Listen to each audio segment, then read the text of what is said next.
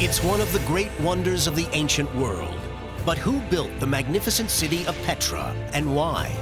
What treasure remains buried here? And what dark secrets remain hidden in this mysterious place? There were ancient treasures, which were ancient even then, being found, that were finding their way through Petra. You would go to jail if they came and they found this in your house? Yeah. Right, OK. OK. They had a lot of resources, they had a lot of money to spend. So it wouldn't be that surprising if some of that was still around somewhere in some form. I can't believe that my nose is this close to something that's 8,000 years old. Over the centuries, a lot has surfaced belonging to the ancient culture there. And the Arabs certainly believed that there were astonishing treasures hidden in the buildings, in the rock face, the carved rock face there. Can I have a look? Can I touch it? I think it's very probable that of all the valuable goods that came through, a great many treasures were left there and are buried there to this day.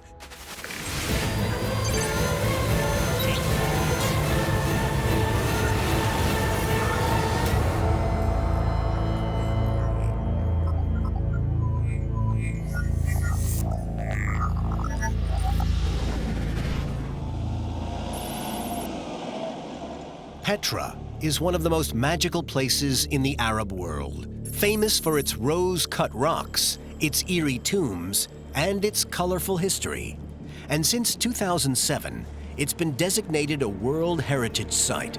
Hundreds of thousands of tourists now visit Petra every year.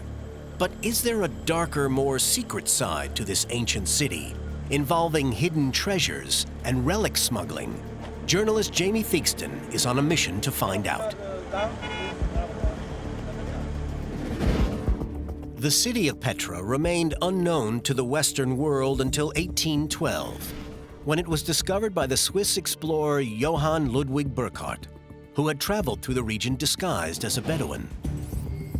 Petra lies in a vast desert region in the south of Jordan, a country in the very center of today's Middle Eastern conflicts, surrounded by Syria, Iraq, and Israel, and home to over 2 million Palestinian refugees. Despite the political and religious tensions that swirl around it today, it's one of the most famous cultural sites on the planet and visited by millions of tourists every year. Petra is one of the most ancient cities and at the same time one of the most unusual cities. It's, as the famous poetic description goes, a rose-red city half as old as time. Petra seems to have everything, which is utterly fascinating to people. It has magnificent architecture. It's carved out of solid rock, and yet it has Greek pillars and all sorts of different kinds of Byzantine architecture, and yet it's absolutely in the middle of nowhere. It is literally miles and miles out in the desert. It was just something. It was like, you know, a mirage almost. You arrived there and you and your animals drank water and hung out, and there were merchants from all over the area. So basically, you could do yourself a bit of good with your business, you could have fun, and you could stock up with water.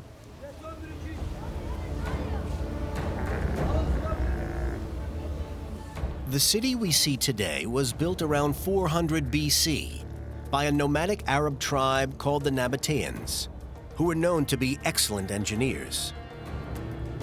Enclosed by towering rocks, Petra not only possessed the advantages of a fortress, but its position meant that it controlled the main commercial routes which passed through it to Gaza in the west, Damascus in the north, Aqaba south on the Red Sea, and across to the Persian Gulf.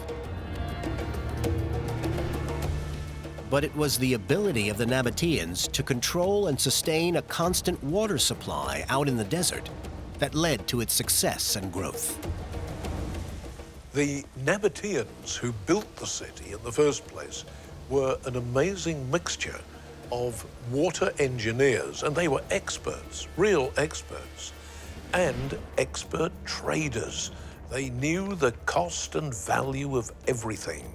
And when the trading caravans came through from north, south, east, and west, they made the most of it. They were, in fact, almost an ancient shopping mall long before we invented them in the 20th century.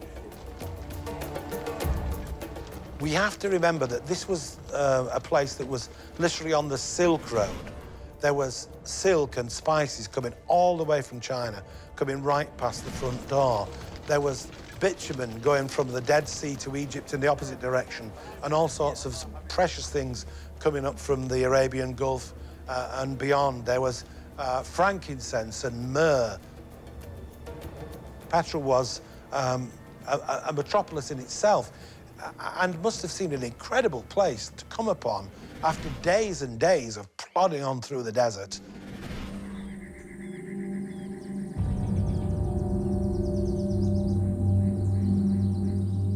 Part of the magic of Petra is in the arrival.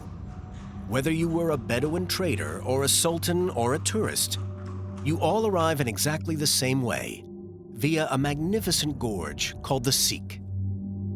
It was formed by a natural geological fault.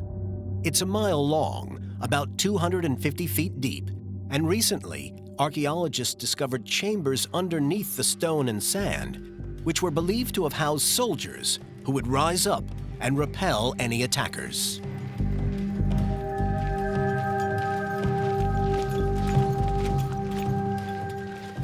It has this natural protection, which is at one point only 3 meters wide, and that leads into the city. The walls tower up to 300 feet, so that with that sort of natural defense, half a dozen men could protect it against the world.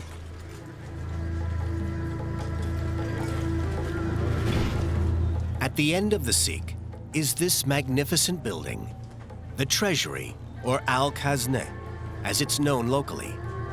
It's one of the most recognizable historical sites in the world. Famously, Harrison Ford and Sean Connery charged up to it on horseback, looking for the Holy Grail. And they weren't the only people who came to Petra looking for great treasures.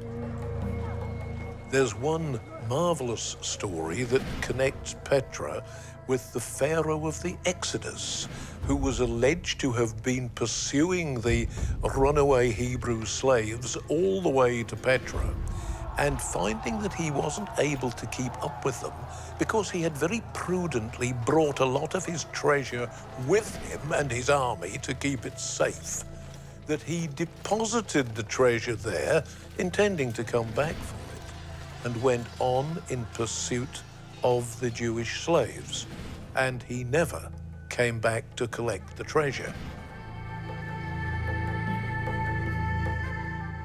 And of course, there was the marvelous account in the Ottawa Journal of 1927 that said treasures had been found, but only a very few had been removed.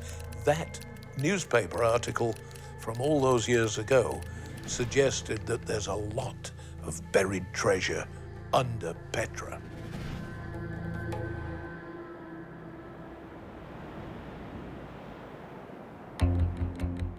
Dr. Suleiman Farhat is a former director of the Petra site who showed President Obama around the ruins in 2013.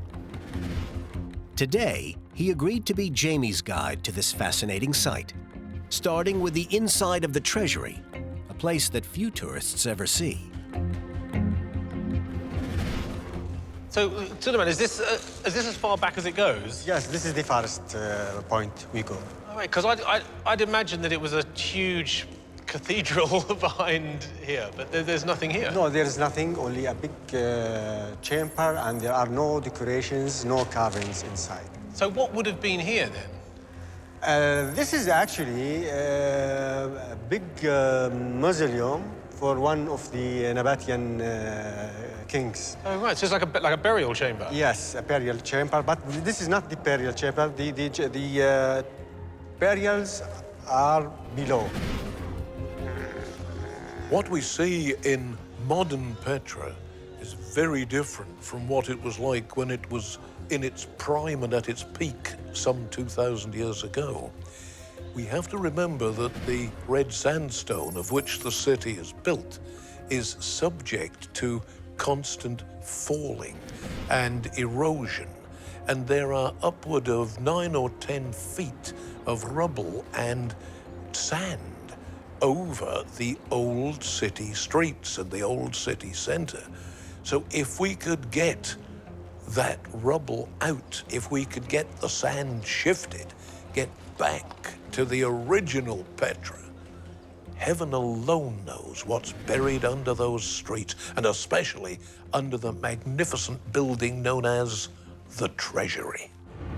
Journalist Jamie Theakston is in the ancient city of Petra in Jordan, looking for the lost treasures that are said to have been buried there over the centuries, now deep under the soil and rocks.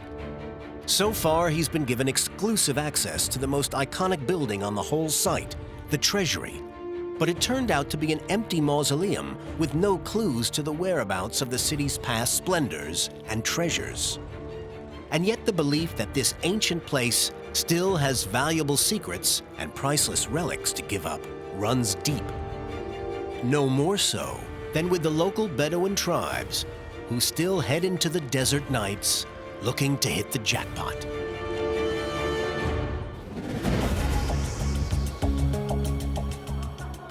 So, Suleiman, there's an urn that, according to legend, has treasure up there. Yes, there is an urn above the tallest there. Actually, it is a solid rock. There is nothing inside it.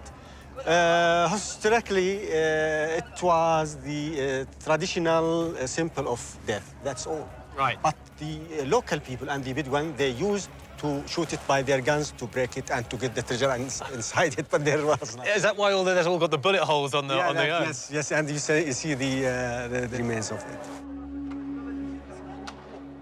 The Arabs certainly believed that there were astonishing treasures hidden in the buildings. This is the carved rock face there, because actually they took pot shots at the buildings. You can still see the sign of their pot shots to try and dislodge what they were utterly convinced were treasures lodged, hidden in the actual edifice itself. It wouldn't be at all surprising if there were still treasures down there, because it was an incredibly rich city, rich place. It was on some of the major trade routes. It controlled some of the major trade routes, so a lot of money went through there. They had a lot of resources. They had a lot of money to spend. So it wouldn't be that surprising if some of that was still around somewhere in some form. Not all of the site here has been excavated, has it? So No, only I can say 15% of the site have been excavated. The rest is existed under the ground. wow, so 85% of Petra hasn't been. Even more, 80% of Petra. I'm expecting actually in the future to find a lot of archaeological artifacts, very unique and valuable things. Why don't we dig it up? Well, you know, Jamie, this is actually, it's very costly. And the other things, it's a very delicate job for archaeologists. Sure, but it's exactly what we want to find, isn't it? You know, this could tell us so much more about the Nabateans. Right. The most important thing is to preserve what you have excavated. If you leave it exposed, then it's better to leave it under the ground than to excavate it. Oh, I'm not sure I agree with you. Anyway, can you show me some more of the other tombs? Of course, Is that okay? yes, Okay. please.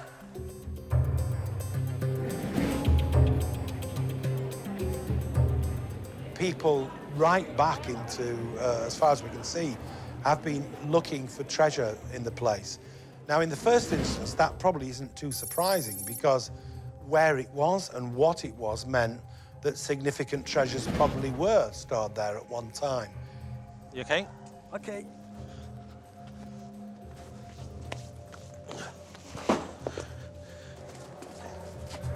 Access to the inside of the treasury was rare enough, but for a journalist like Jamie to be allowed to go down into the tombs below was literally unheard of.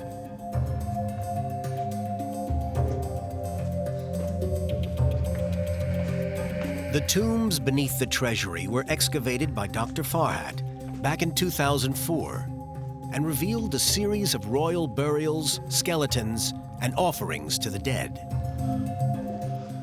I think this is the main tomb. It's for a noble person or king or queen. Right. And next to it, there is a niche, and the niche they used actually for putting the main god in that time. And I show you these holes. Actually, there are many of them. These actually were used for hanging the offers. People used to come here to visit the tomb, and they bring offers with them. Right. Okay. Over here also, below this niche, we found a figurine for Aphrodite or Al-Uzza, one of the main One of the gods. the deities actually in that time.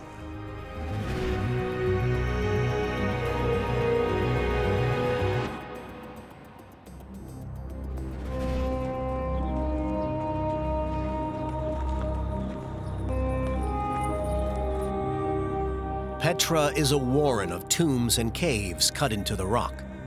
It's a pre-Christian ghost town, and even with all the tourists around, it can be quite an eerie place.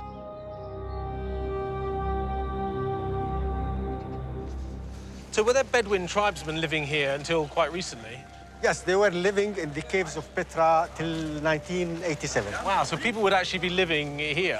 Yes, they were living in the caves, but they were moved by the government outside the archaeological site. And am I right in thinking there was a New Zealand lady lived here as well? Is that... Yes, her name is Margaret, and she came in 1979, and she was sitting on the steps of the Treasury, and she met Muhammad Uthman for the first time there.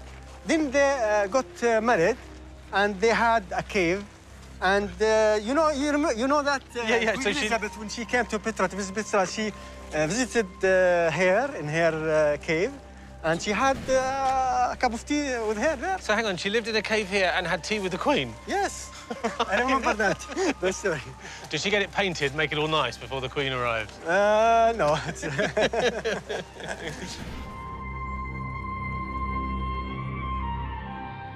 Bedouins who have been there a very long time and know the ruin well are convinced that there are huge treasures buried there. And they've been there long enough and they've understood the city well enough to be reliable guides and guardians. And if we take note of their thinking, they would not still be working so assiduously to find anything that's still there unless they had a good reason to believe that there are still vast treasures there. Petra was the premier inn of its time. It was a huge hotel. It was kind of like a sort of a Las Vegas in a way. So there was lots of people coming through. There was lots of stuff happening. So stuff gets lost. Sometimes it's just the minutiae of life, pottery bowls or wooden sticks or whatever it may be, but precious things get lost too. Now, the sand often gives back what it's taken, and the locals who live in the area, who are the Bedouin, do make finds, either because they know where to look or just because they chance upon things.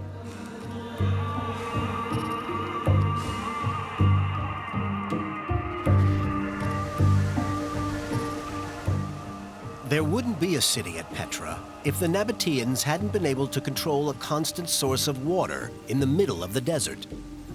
For thousands of years, water has meant one thing here: life. According to Arab tradition, Moses, or Musa as he's known, struck a rock with his staff, sending water cascading into the city down rocks, very much like these.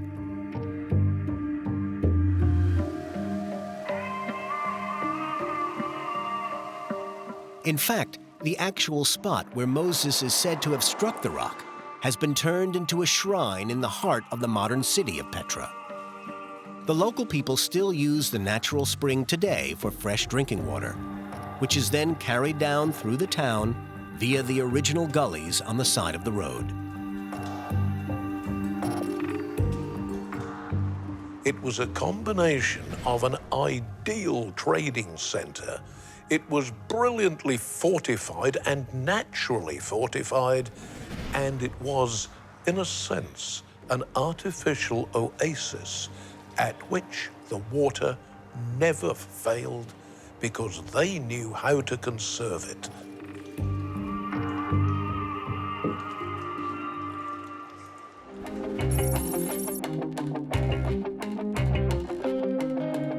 Jamie was put in touch with a relic dealer in the capital of Jordan, Amman, who is said to have built up a substantial collection of relics and artifacts from the Petra site over the years, and he agreed to let Jamie see it.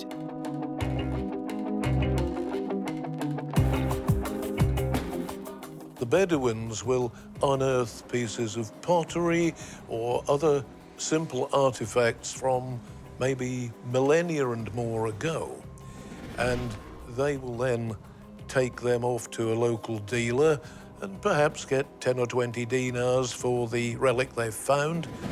It will make its way to Amman and sell for 100 times what the Bedouin discoverer was given by the dealer in Petra.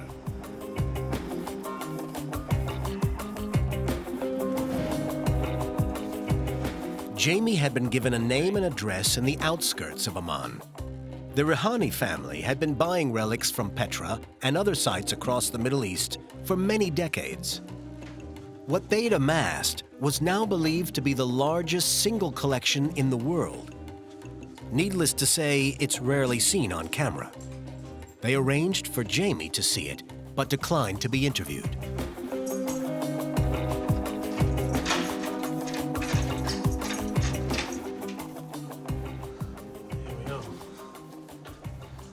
Oh, wow. This was not what I was expecting at all. This is unbelievable. And these are oil lamps, right? Oil lamp, yeah. My God, I've seen maybe one or two of these in a museum before. I've never seen this many. And this is, so all of this is all from Petra, right? All of them Petra, yeah. So all of this would have been dug up from underneath the city. Yeah. Wow, that's amazing. Look at all these.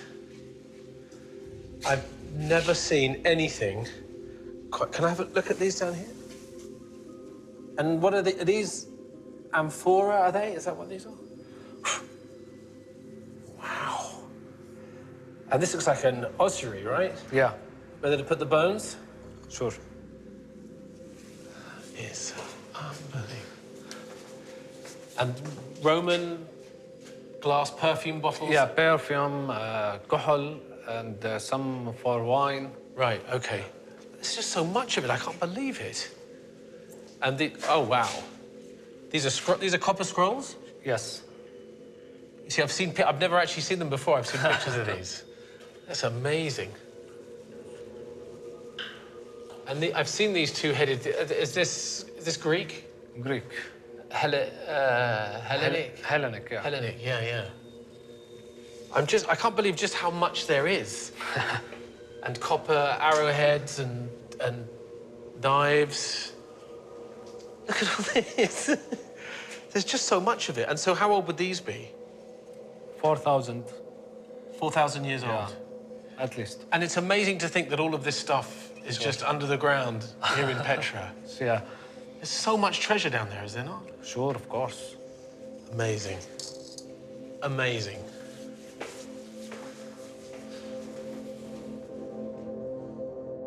There's still lots to be found. I mean, you know, the area around Petra is full of caves and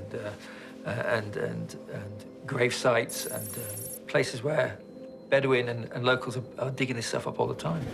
And at that point, you have almost like an international criminal market taking hold of this, because you have good stuff sent off to the Gulf. You have the touristy stuff that some of it's sold locally.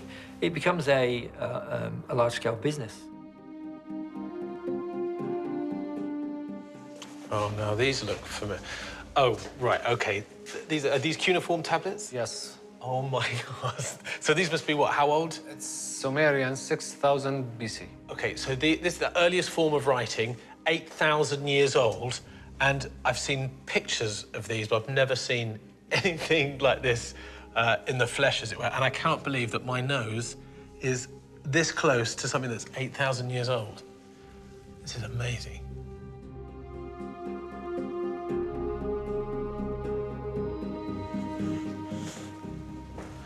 And this is Egyptian mummy. It's put it in a coffin. Wow, that is... And you can see the fabric still. And it's just... What amazes me is just how well preserved everything is. I mean, that is just extraordinary. Yeah, sure. And priceless. And priceless, sure.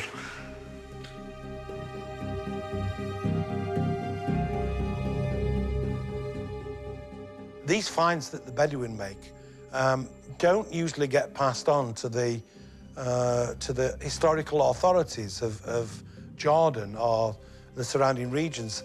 It's much better for whoever it is to pass it on to an in-between dealer, if you like, who will buy it on the black market, pay a very, very small price for it, and then he will sell it on. It will be sold on again, and it will often end up in the private collection of some person living down in Arabia or even up in Israel, who will have paid a massive amount more for it than was given in the first place. Back in Petra that evening, Jamie was put in contact with some local Bedouins who still excavate in the area and who supply the ever-hungry collectors.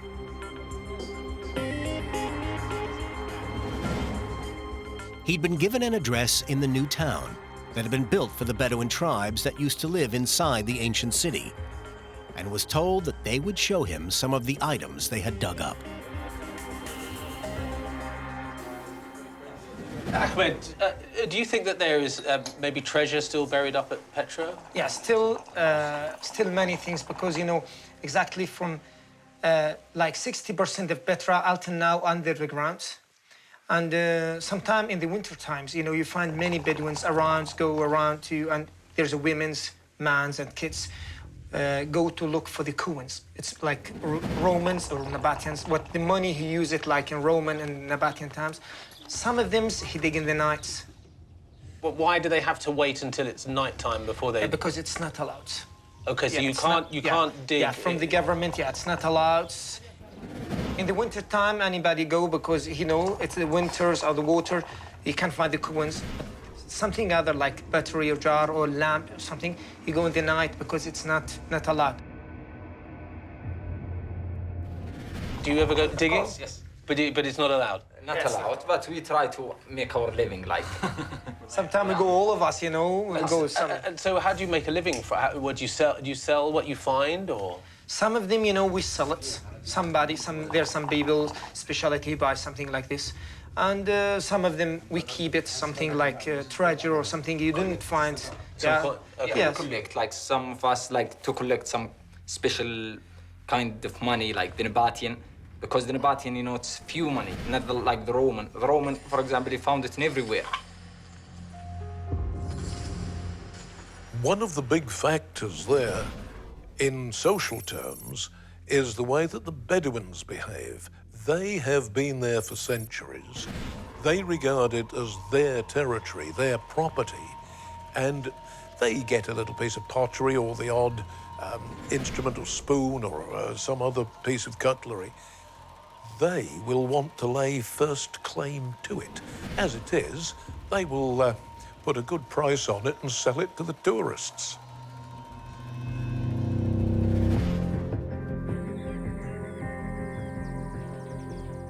Needless to say, this is not a side of Petra that the tourists see, nor a part that the authorities want known. They see many of these Bedouins as thieves. But the Bedouins tell Jamie that it's their territorial right to live and dig at Petra. So, Abdullah, did the Bedouin know where the treasure is buried? Nobody know.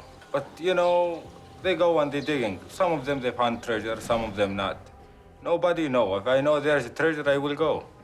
And do the Bedouin believe that that treasure belongs to them? If it was their land, the treasure is theirs? You know, for example, like, if I found it, it's for me.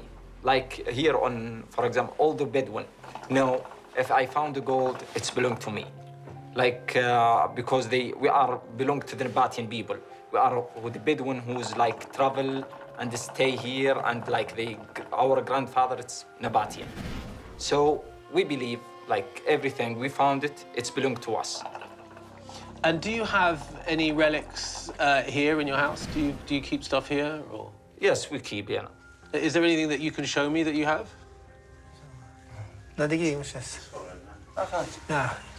Thank you.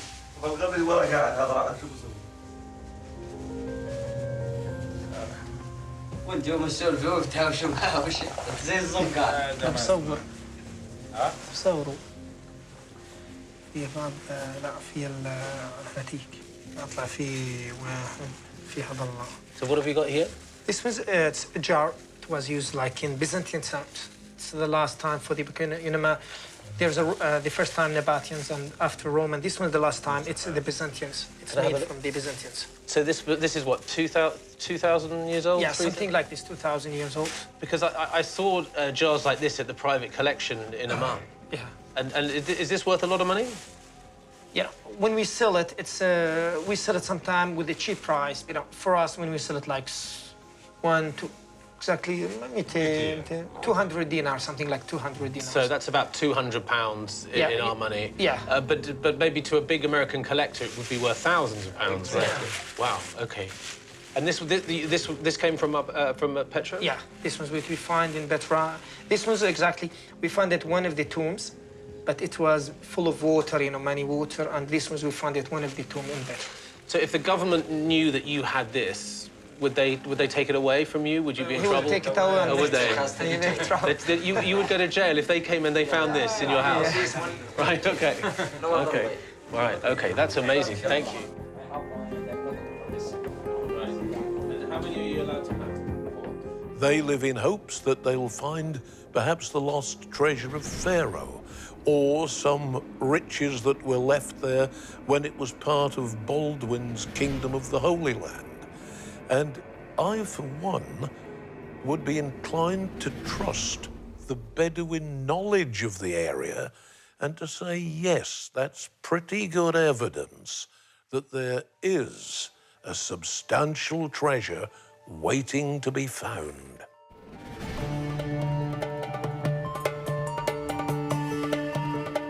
After a few hours of chatting away over tea, the local Bedouins felt comfortable enough with Jamie and the crew to invite them on one of their scavenging trips into the desert to see what, if anything, they'd find.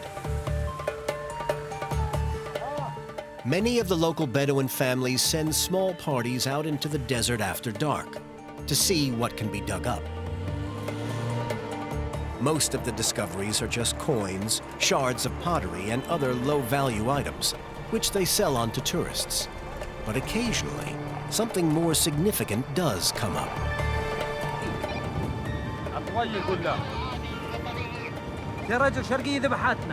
The guy's saying that they need to keep the radio noise down because they're worried the guards might hear.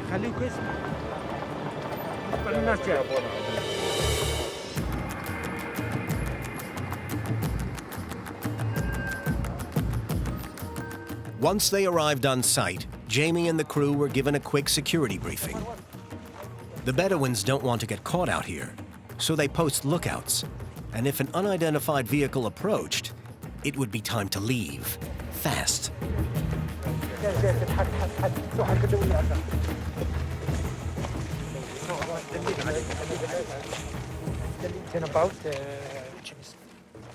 I told the governments or guardians or police, find us, we should go. We should not wait to happen, we should go.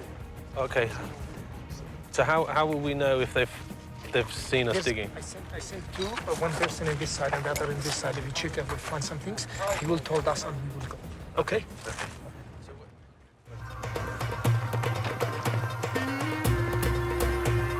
Jamie is taken to an area on the outskirts of Petra that the Bedouins had been working on for some time. They said it was part of an original Nabatean settlement, which had already yielded up some small artifacts. Although the infrared images look quite light, they were actually working in near darkness. What is the place? Okay, this has been marked, so you know where to dig. Yeah, Okay. because and it's two, you can see how it's... Okay. Like to make it sure, we dig in the middle of the tomb. Okay. Yeah.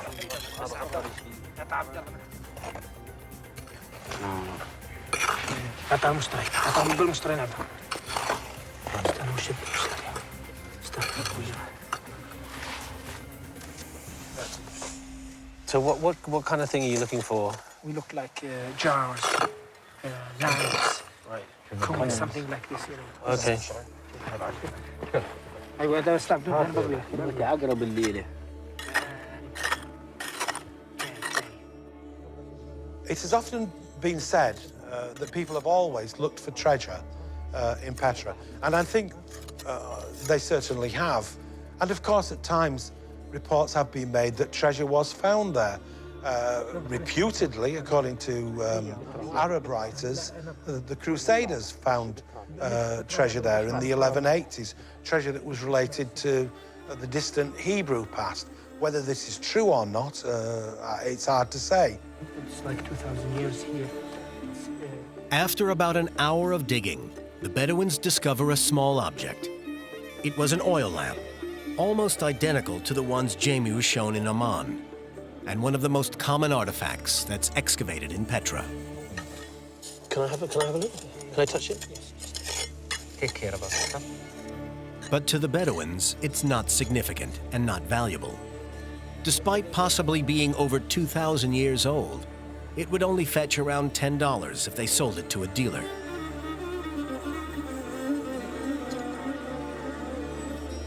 The sun would be coming up soon, and the team didn't want to outstay their welcome, so it was time to go.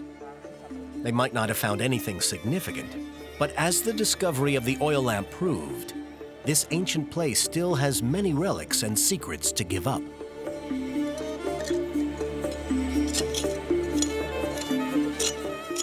Things are found regularly at Petra, on a small scale, a large scale. A lot of it's sold by the locals.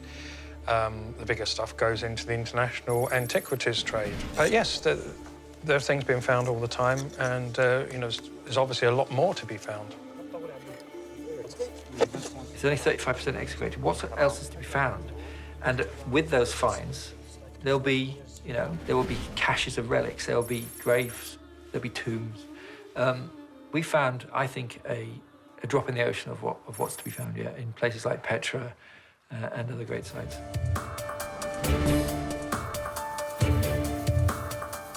One of the reasons why it seems likely that before long some vast treasure may be uncovered is this trickle of relics. It's persistent, it goes on. If there was nothing coming up in the sand, then we could say, okay, it's just an ancient city, it's obsolete, it's gone. But when these interesting discoveries are made so regularly, it does give grounds to hope that there is something much bigger, much more valuable, just waiting to be unearthed. It's a jug today, but at the end of the year, there may be a jug full of gold pieces.